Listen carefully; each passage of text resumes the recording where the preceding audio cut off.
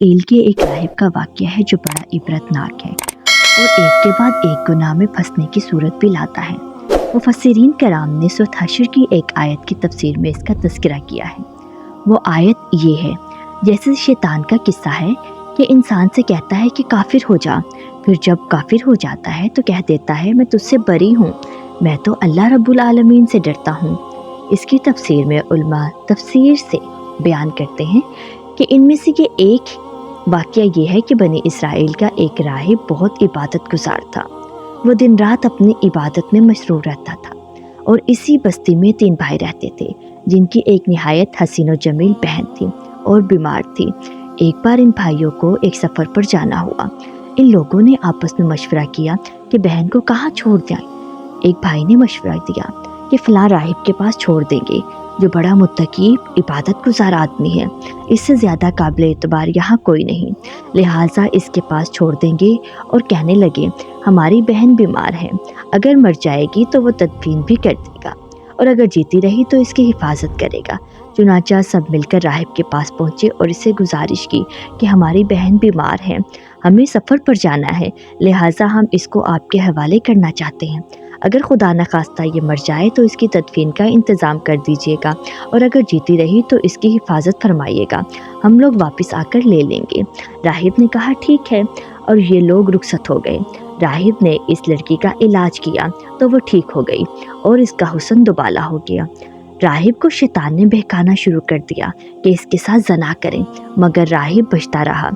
بار بار شیطان اس کو کہتا رہا، یہاں تک کہ وہ راہب ایک بار زنا کے فعل میں مبتلا ہو گیا اور وہ لڑکی حاملہ ہو گئی۔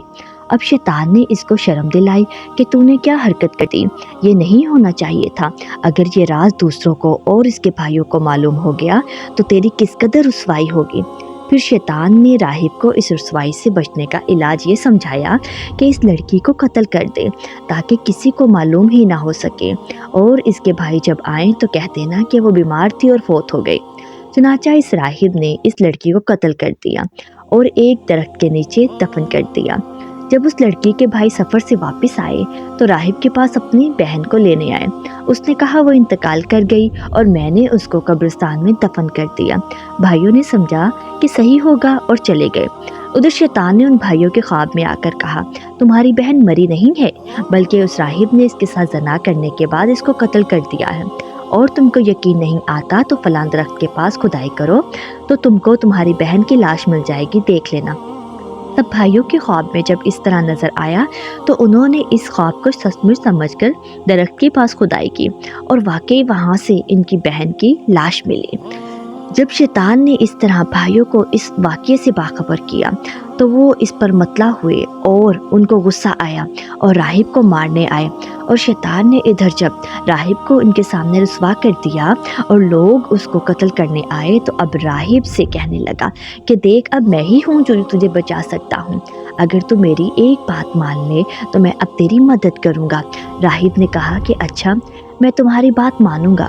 تو شیطان نے کہا مجھے ایک سجدہ کر، میں تجھے بچا لوں گا۔ سجدہ کیا تو کہنے لگا تجھ سے بری ہوں اور مجھے اللہ رب العالمین کا خوف ہے۔ دیکھا آپ نے کس طرح شیطان انسان کو بار بار گناہوں میں مبتلا کرتا ہے، اور جب انسان گناہ کر لیتا ہے تو اللہ کی بارگاہ میں رسوا کر دیتا ہے اور خود بری ذمہ ہو جاتا ہے۔